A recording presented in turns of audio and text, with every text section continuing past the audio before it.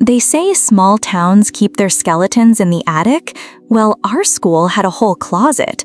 I was a nobody back then, just trying to keep my chin up, until one little secret blew the roof off and everyone played the blame game.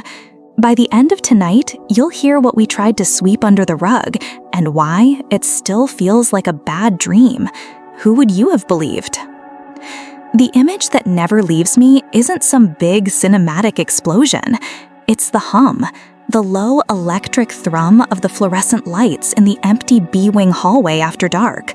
It's a sound you don't notice when the halls are full of shouting kids and slamming lockers, but when it's just you and the stale floor wax and pencil shavings of a sleeping school, that hum is the only thing in the world. It was vibrating in my teeth that night, a soundtrack to the slow dread pooling in my gut. My breath was fogging in the chilly hair, and then my flashlight beam caught it. A single, mud-caked sneaker, a girl's, lying on its side just in front of the janitor's closet. Not tossed there, placed, like a breadcrumb. And beside it, wedged under the door, was the corner of a spiral-bound notebook, the kind with the flimsy cardboard cover that gets all soft and bent in your backpack. And that's when I knew nothing would ever be the same. If you found that in your school, what would you do? Before all that, life was aggressively normal, the kind of normal that feels like a gray blanket you can't quite kick off. I was Sarah, not Sarah the cheerleader or Sarah the valedictorian, just Sarah. My main goal each day was to navigate the social minefield from first bell to last without tripping. My best friend, Maya, was the opposite. She didn't walk, she bounced. She had this fiery energy that made people either love her or get out of her way. We were an odd pair, her technicolor personality against my beige invisibility cloak. But it worked. We were our own little island in the archipelago of high school cliques. Then there was Jake. Jake was the class clown, but not in an annoying way. He had this sharp, observant humor that could diffuse a tense classroom with a single, perfectly timed comment. He saw everything. He just chose to laugh at it instead of letting it crush him. Overseeing our little kingdom was Mr. Carter, the principal. He was a statue of a man, all sharp suits and a jaw that looked like it was carved from granite. He spoke in policies and procedures, a walking, talking rule book who probably dreamed in spreadsheets. His polar opposite was Miss Alvarez, the English teacher everyone adored. She was the one who saw the kids nobody else did, the ones who drew in the margins of their notebooks and read books under their desks during math. She made us feel like our weird little thoughts mattered. And finally, there was old Bill, the janitor. He was a ghost who shuffled through the halls after hours, his keychain a clanking metallic wind chime that announced his presence long before you saw him. He'd been there forever, a piece of the school's furniture, and he knew every creak of the floorboards, every secret whispered in the locker rooms. He just never said a word. Our days were a predictable rhythm of droning lectures, cafeteria gossip, and the quiet desperation of watching the clock tick toward 3:05 p.m. The biggest tension was usually who was dating who, or the simmering rivalry with the football team from the next town over. That is, until the trophy went missing. It was this gaudy, gold-plated monstrosity from a state debate championship in 1987 that nobody cared about. But it sat in a glass case by the main office, a dusty monument to a forgotten victory. One Monday morning, the case was empty. The glass wasn't broken, just open. Mr. Carter made an announcement over the intercom, his voice tight with manufactured outrage, talking about school pride and a violation of our community. Nobody really cared, but it was a crack in the routine. Jake, of course, started the rumor. He whispered it to Maya in the lunch line, loud enough for me and half the sophomore class to hear.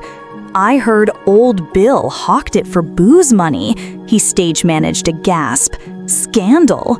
We all snickered. It was a dumb joke, the kind of thing Jake said a dozen times a day. We laughed it off, until the rumor knocked on our classroom door. It wasn't a literal knock. It was a shift in the air, a change in the way the teachers looked at us, at each other. Suddenly, doors were being locked that were usually left open. Mr. Carter started doing random hall sweeps, his shiny dress shoes squeaking on the linoleum with an authority that felt new and personal. The missing trophy was the excuse, but it felt like something else was tightening its grip on the school. Miss Alvarez seemed off. She was usually so vibrant, pacing the front of the room, her hands flying as she talked about poetry. Now she stood behind her lectern, her shoulders hunched. Her eyes had these dark circles under them, and she'd lose her train of thought mid-sentence. Maya noticed it too. "Did you see her hands shaking today?" she whispered to me during a pop quiz we were both failing. "She looks like she hasn't slept in a week." I just shrugged. Maybe she's got the flu. But I didn't believe it. I'd seen her in the hallway talking to Mr. Carter, her expression pleading, his face an unreadable mask of stone. It wasn't about a stupid trophy. The whispers started to change. Jake's joke about Old Bill faded, replaced by something uglier, more formless. Murmurs about money missing from a fundraiser. A new rumor that a student had cheated on the SATs and someone on the faculty had helped them. The whole school felt sick, feverish with suspicion, and we were all just waiting for the rash to break out. The chance came on a Thursday night. Maya and I were on the yearbook committee, which was really just an excuse to stay late and feel important. We were supposed to be cropping photos of the JV soccer team, but the real work was gossiping and eating stale pizza. Around 9, Maya realized she'd left her history textbook in Miss Alvarez's classroom, and we had a huge test the next day. "Crap," she groaned, burying her face in her hands. "I'm going to fail." "Let's just go get it," I said, already grabbing my keys. The side door by the gym is always propped open by a rock for the late-night janitors. The school at night was a different animal. Our footsteps echoed in the cavernous hallways, turning every shadow into a lurking monster. The familiar posters for school plays and bake sales looked sinister in the dim emergency lighting. We got to Miss Alvarez's room, but the door was locked solid. "Seriously?" Maya hissed, jiggling the handle. "She never locks her door." It felt like another brick in the wall that was going up around the school. We were about to give up and head back when I remembered the B-wing closet. It was this massive walk-in storage space where they kept old desks and forgotten teaching supplies. Old Bill sometimes left his master keychain hanging on a hook just inside the door if he was cleaning on that floor. It was a long shot, but failing that history test felt like a bigger threat than getting caught. That's when we entered the B-wing hallway. The air was colder here, the silence heavier, and that hum from the lights drilled right into my skull. "This is creepy," Maya whispered, her voice barely a breath. "Let's just go." But I was already moving forward, drawn by some weird gut-level instinct. And then I saw it. The shoe. A girl's Ked sneaker, caked in dry mud, lying on its side. It was so out of place, so deliberate. My stomach did a slow, sick flip. I took another step, my cheap flashlight beam shaking, and that's when it landed on the notebook, its corner peeking out from under the closet door. It wasn't just a notebook. It was the notebook, the one Miss Alvarez always carried, a black and white composition book she used everything, lesson plans, journal entries, doodles. She called it her brain. My own brain was screaming at me to turn around, to run, to forget we saw any of it, but my hand was already reaching for it. The cardboard cover was damp and cold. I pulled it free. It wasn't locked. It didn't need to be. The weight of it felt wrong, heavy. I flipped it open to a random page in the middle. The smell hit me first, a weird, coppery, metallic scent, like old pennies. And then I saw the handwriting. It was Miss Alvarez's elegant cursive, but it was frantic, slanted. It wasn't lesson plans. It was a list. Dates, times, and amounts of money. Small sums at first, $20, then $50, then bigger, $200, $500. Next to the amounts were initials: JT, MR, SL, students. I recognized them. They weren't the rich kids. They were the ones who came to school in worn-out clothes, the ones who always seemed hungry at lunch. The list went on for pages, a meticulous record of transactions. It looked like blackmail. It looked like she was extorting money from her poorest students. But that didn't make any sense. The money was flowing the other way. Next to some entries were notes: rent, late, groceries, JT, new shoes. This wasn't blackmail. This was a ledger. She wasn't taking their money. She was giving them hers. My mind was reeling, trying to fit the pieces together. The missing trophy, the SAT cheating rumors, the missing fundraiser money. Was this it? Was she stealing from the school to give to these kids? The thought made me feel sick. Miss Alvarez, our Miss Alvarez, a thief? I kept turning the pages, my fingers feeling numb. And then I found the last entry. It was dated for that afternoon. The handwriting was a barely legible scrawl. It just said one name, Jake, and next to it, a single terrifying phrase: $1,500 to make it go away. My blood went ice cold. Make what go away? The rumors? The missing trophy? A sick feeling began to bloom in my chest, a poisonous flower of dread. What had Jake gotten himself into? Why did he need that much money? I felt Maya crowd in behind me, her breath warm on my neck. She pointed a trembling finger at the page. "Sarah, what is this?" Her voice was a fragile thing. I couldn't speak. I just shook my head, my throat closing up.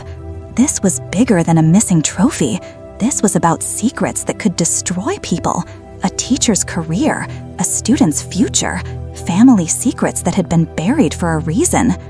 Maya looked at me, her eyes wide with a mixture of fear and something else, a wild, frantic curiosity. She looked at the notebook, then back at my face, her expression like I'd just spoken in a dead language.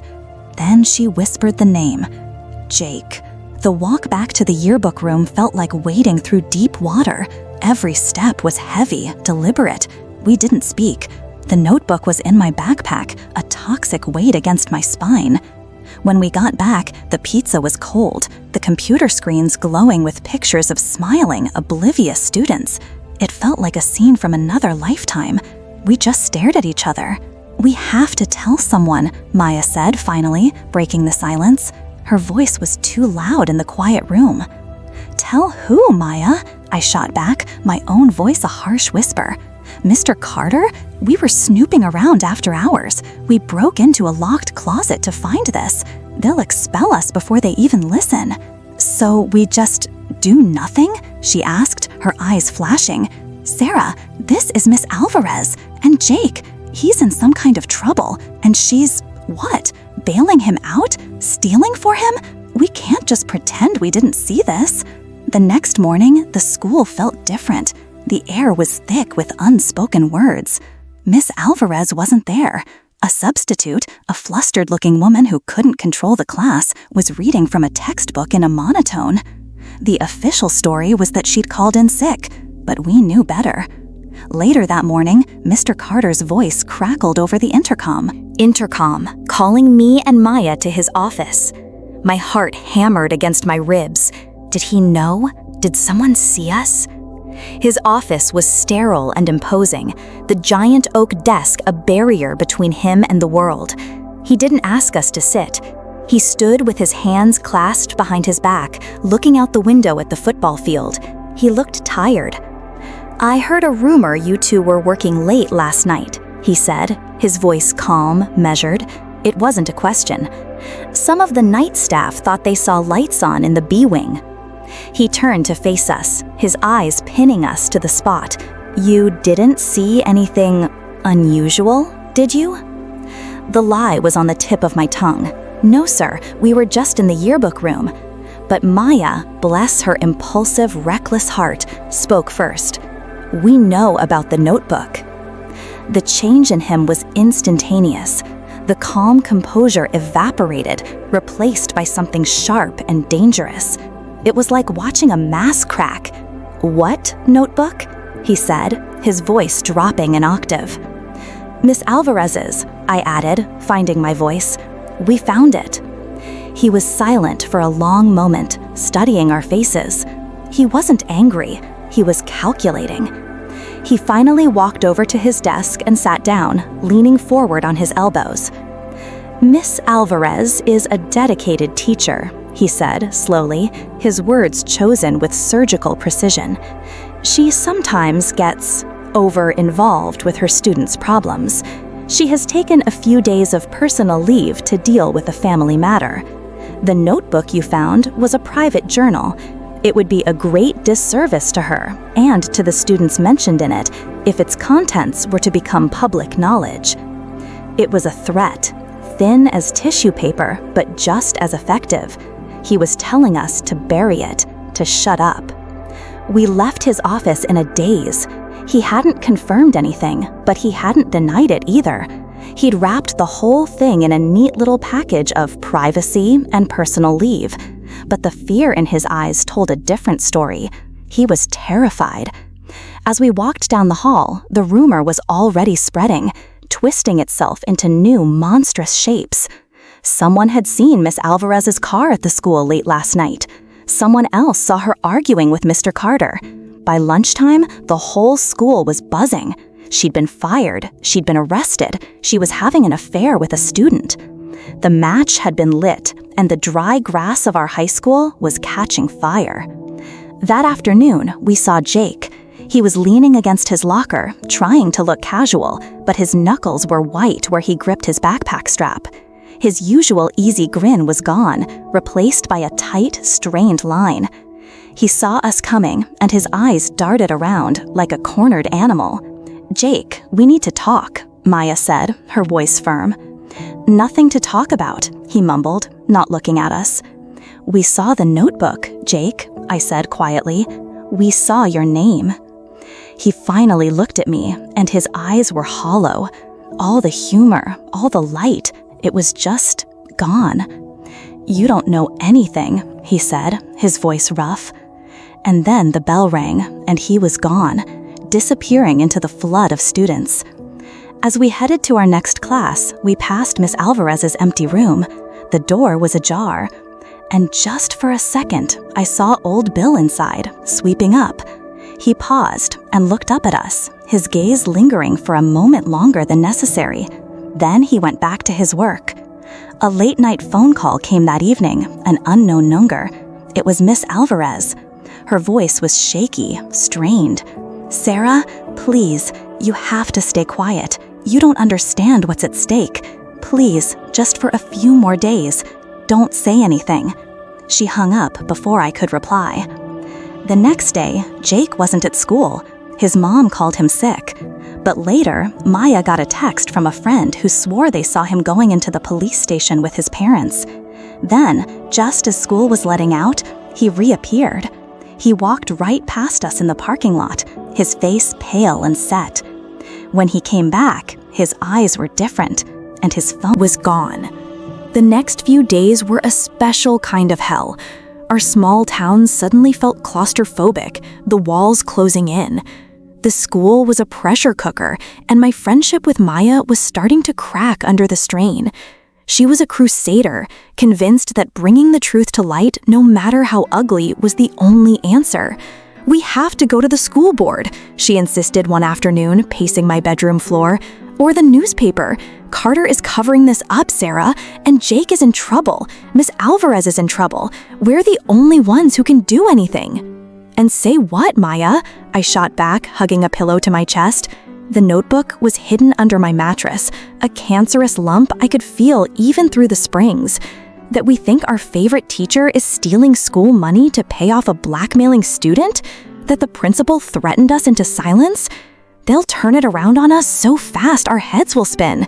They'll say we're making it up for attention. We'll be the villains. My fear wasn't just about getting expelled. It was about wrecking lives. What if we were wrong? What if there was a piece of the puzzle we were missing? The image of Miss Alvarez's face, her kind eyes, flashed in my mind. The idea that she was capable of something so sordid felt impossible. But the notebook was real. Jake's fear was real. My terror was a cold, hard knot in my stomach. I was caught between protecting the teacher who'd made me feel seen and protecting my best friend who was ready to charge into battle without a shield. The battleground shifted from my bedroom to the town itself. Parents got involved. My mom cornered me in the kitchen, her face edged with worry. "Sarah, Mrs. Peterson called. She said Maya's been telling people some wild story about Miss Alvarez." The parent text threads were blowing up, a digital wildfire of speculation and outrage. The local coffee shop, the Daily Grind, became a makeshift courtroom where parents huddled in booths, whispering over lattes, choosing sides. Team Alvarez, Team Carter, Team fire everybody and start over. We were no longer just kids. We were witnesses, suspects, and our families were being dragged into the mud with us. The betrayal came from the last person I expected. It was a Thursday morning, exactly 1 week after we found the notebook. I was walking to my locker when I saw a small crowd gathered around the main bulletin board. Pinned to the cork, right next to the lunch menu, was a photocopy of a single page from the notebook. It was the page with Jake's name on it, $1,500 to make it go away. Someone had leaked it. But who? Only Maya and I knew, and Mr. Carter. My blood ran cold. I turned and found Maya standing a few feet away, her face ashen. "I didn't do it," she whispered, her eyes pleading with me to believe her. "I swear, Sarah." I believed her, which left only one person, Carter. He was trying to control the narrative, throwing Jake to the wolves to protect the school. But then it got worse. Later that day, an email went out to all the parents from the school district. It was a carefully worded statement about an ongoing internal investigation into misappropriated funds. It didn't name names, but it didn't have to. It confirmed the worst of the rumors, that money was missing. And then came the twist. The email mentioned that several students were being questioned about a possible break-in to a faculty office. It described evidence of a forced entry. It wasn't about Miss Alvarez anymore. It was about us. He was painting us as delinquent troublemakers who stole a private document to start a smear campaign. We were ready to point fingers until the evidence pointed right back at us. The world tilted on its axis. We weren't just witnesses anymore. We were prime suspects. The forced entry was a lie, but how could we prove it? It was our word against the principal's. My parents grounded me indefinitely. Maya's parents took her phone. We were isolated, silenced. The whole school was looking at us differently now. The whispers in the hall weren't about Miss Alvarez anymore. They were about me and Maya. Attention seekers, liars, troublemakers. Jake was back in school, but he was a ghost. He wouldn't look at anyone, wouldn't speak. He just drifted through the halls, a shell of the laughing boy he used to be. The guilt was eating me alive. We had tried to help, and instead, we'd made everything a million times worse. We'd lit a fire, and now we were the ones getting burned. The breaking point came on a Saturday morning. I was supposed to be cleaning my room, but I was just sitting on my floor, staring at the wall, when my dad knocked on the door. He didn't look angry anymore. He just looked sad. "There's someone here to see you," he said. My heart sank. I figured it was a police officer, or maybe Mr. Carter coming to deliver our expulsion papers personally. But when I came downstairs, it was old Bill, the janitor, standing awkwardly in our entryway, twisting a worn baseball cap in his hands. He looked smaller without his gray janitor's uniform, just a tired old man. "I need to show you something," he said, his voice a gravelly rumble I'd never heard before. Something I should have shown someone a long time ago. He led me and my dad out to his beat-up pickup truck. The cab smelled like sawdust and industrial cleaner. He reached into his glove compartment and pulled out a crumpled, torn piece of paper. It looked like it had been ripped from a notepad. He smoothed it out on the dashboard. It was a letter. The handwriting was shaky, childish. It read, "Miss A, I can't do this anymore. My mom's boyfriend found my spot. He took the money you gave me. He's gonna call social services if I don't go with him. I'm scared. I'm leaving tonight. Don't look for me. I'll be okay. Thank you for everything. You were the only one who cared. Riley. Riley? I asked, confused. I didn't know any Riley. She was a new student this year, Bill said, his eyes fixed on the windshield. Quiet girl, kept to herself. He then told us the whole story. Riley wasn't on any official school roster. She was homeless. Her mom had died, and she was running from an abusive situation with her mom's ex-boyfriend. Miss Alvarez had found her sleeping in the gym one night. Instead of turning her in, she had helped her. She'd been letting her sleep in the B-wing storage closet.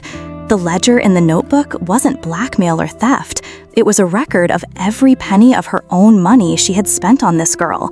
Food, clothes, a prepaid phone, a life. The other initials in the book weren't students she was paying off. They were other teachers, friends of hers, who were secretly helping, donating money and supplies. The missing trophy? That was Jake. He'd staged the theft as a distraction, a shiny object to get the school looking in the wrong direction while Miss Alvarez got Riley settled. But things spun out of control. The rumors got too big, too ugly. And the $1,500 for Jake? I asked, my voice barely a whisper. That wasn't for Jake, Bill said, shaking his head. That was for Riley. The boyfriend found her. He was gonna take her, report her, said for $1,500 he'd disappear and leave her alone. It was blackmail, all right, but Jake wasn't the one doing it. He was trying to stop it. Jake had gone to his parents, told them everything. They were the ones who went to the police. The phone that disappeared, he'd given it to the police. It had texts from the boyfriend on it. The whole thing, every single theory we had was wrong. We hadn't seen a crime, we'd stumbled into an act of radical, reckless kindness. And Mr. Carter knew. He knew everything. He wasn't protecting Miss Alvarez.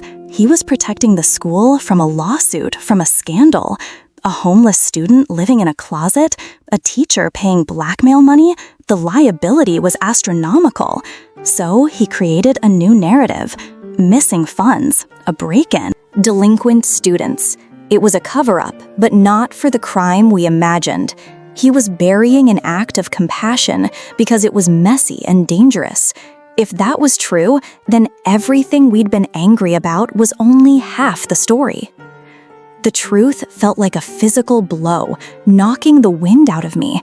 The guilt was suffocating. We had taken this beautiful, complicated, desperate act of kindness and twisted it into something ugly because we couldn't imagine any other explanation. I thought of Miss Alvarez, hiding in her house, probably thinking we had betrayed her. I thought of Jake, walking through the halls like a zombie, carrying this massive secret while everyone whispered about him. I thought of old Bill, the silent observer, who had probably seen more than any of us and had finally decided he couldn't stay quiet any longer. My dad drove me straight to Maya's house. I showed her the letter. The color drained from her face as she read it, her crusading anger melting into a pool of shame that mirrored my own. We didn't have to say anything. We both knew what we had to do. We called Jake. He answered on the first ring, his voice wary. "What do you want?" "We know, Jake," I said. "We know everything. About Riley, about your parents. We are so, so sorry." There was a long silence on the other end of the line. Then, for the first time in weeks, I heard something other than fear in his voice. It was relief. "Meet me at the school," he said. "It's time to end this." The confrontation happened in Mr. Carter's office. It was me, Maya, Jake, and our parents. Old Bill was there, standing by the door like a silent, stoic guard. Mr. Carter sat behind his desk, the picture of composure, but I could see a muscle twitching in his jaw. Miss Alvarez was there too, sitting in a chair in the corner. She looked smaller, exhausted, but when she saw us, her eyes weren't angry. They were just sad. Our parents did the talking at first, their voices a low, angry rumble. They laid out the whole story, Bill's testimony, the letter from Riley, the truth about the money, and Jake's involvement. Mr. Carter listened, his face a perfect, polished stone. He didn't deny it. He just waited. When my dad finished, Carter leaned forward, folding his hands on his desk. "I appreciate you bringing this to my attention," he said, his voice dripping with condescending calm. "However, you seem to be forgetting a few key details. While Miss Alvarez's intentions may have been noble, her methods were a catastrophic breach of protocol. She endangered a student and exposed this district to an incredible amount of liability. Furthermore," he paused, letting the word hang in the air, "your children obtained this so-called evidence by breaking into school property after hours." He looked directly at me and Maya. "There is the matter of the B-wing closet door. The lock was clearly tampered with. We have photos." My stomach dropped. He was doing it again, twisting the narrative, turning the tables. He was going to sacrifice all of us, Miss Alvarez for her recklessness and us for discovering it, to protect his clean record. He was going to burn the whole forest down to hide one unconventional tree. Miss Alvarez finally spoke, her voice quiet but clear. "The door wasn't locked, David. I left it unlocked for Riley." Carter just waved a dismissive hand. "Your word against the physical evidence. A classic she said, he said. And frankly, given your demonstrated lack of judgment, I'm not sure whose story the board will find more credible." The arrogance was suffocating. He thought he had us. He thought he had won. He had an answer for everything. We were just hysterical kids, and she was a rogue teacher. It was a neat, tidy story that would get him through the next board meeting. He was about to launch into another speech about policy and procedure when Jake finally stood up. He hadn't said a word the entire time, just sat there, simmering. "You're right," Jake said, his voice surprisingly steady. "It is a matter of evidence." He reached into his pocket and pulled out a small, sleek audio recorder and placed it on Carter's desk. "I came back to school that day to get my phone. You told me you had it in your office, but you didn't just give it back. You wanted to talk." Jake pressed play, and Mr. Carter's voice filled the silent room. It was from the day Jake had disappeared. "Look, son, you're a good kid with a bright future. We can make this all go away. The police report about the boyfriend, the blackmail, it's messy. Let the school handle it internally. We'll say the missing funds were a simple accounting error. Miss Alvarez will take a leave of absence, and these two girls," his recorded voice dripped with contempt, "they'll be dealt with for breaking and entering. Everyone gets a little muddy, and the problem disappears. You just have to play along." The recording clicked off. The silence in the room was absolute. Carter's face had gone from granite to chalk. He stared at the recorder like it was a venomous snake. He had defended the school, defended protocol, defended his own reputation. And now, the person he thought was his pawn had turned the tables on everyone. Jake looked at him, his eyes no longer hollow, but burning with a cold fire. He said 3 words that made my knees go weak, and the room went dead silent. "You are done." The fallout was swift and brutal. The recording went to the school superintendent, along with sworn statements from all of us. Mr. Carter was placed on administrative leave within 24 hours. He resigned a week later, a quiet, unceremonious end to a career built on policies that had no room for people. The news broke across town, not like a wildfire this time, but like a slow, cleansing rain.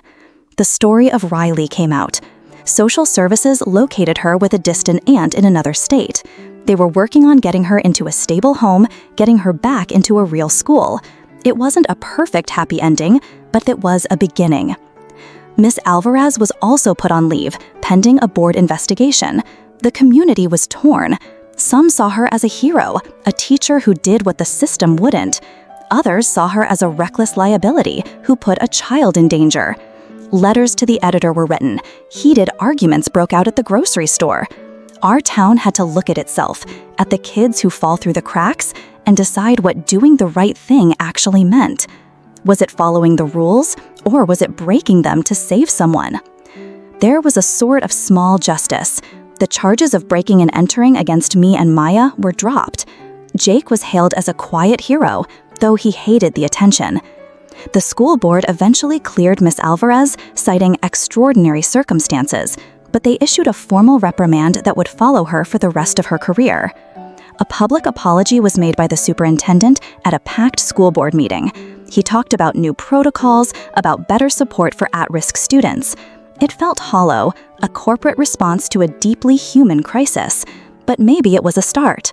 The most surprising ally came from the police chief, who had handled Jake's report about the blackmail. He spoke to the local paper not as a cop, but as a father. He said that while rules are important, sometimes you have to trust the moral compass of the people on the ground. He was talking about Miss Alvarez. His words helped shift the tide of public opinion in her favor. But it wasn't the end. For her, for us, it was the start of a different kind of pain. The school never felt the same again. The trust was broken. We looked at our teachers and administrators differently. We saw the cracks in the facade, the fear behind the authority. Miss Alvarez came back to school a month later, but something was gone. The light in her eyes was dimmer. She was more cautious, more distant. She still cared, you could see it, but she had built a wall around her heart. Our relationship, hers was polite but strained. How do you go back to discussing Shakespeare after you've held the entire, messy truth of a person's life in your hands? My friendship with Maya healed, but it was a new shape. We had been through a war together, and it left scars.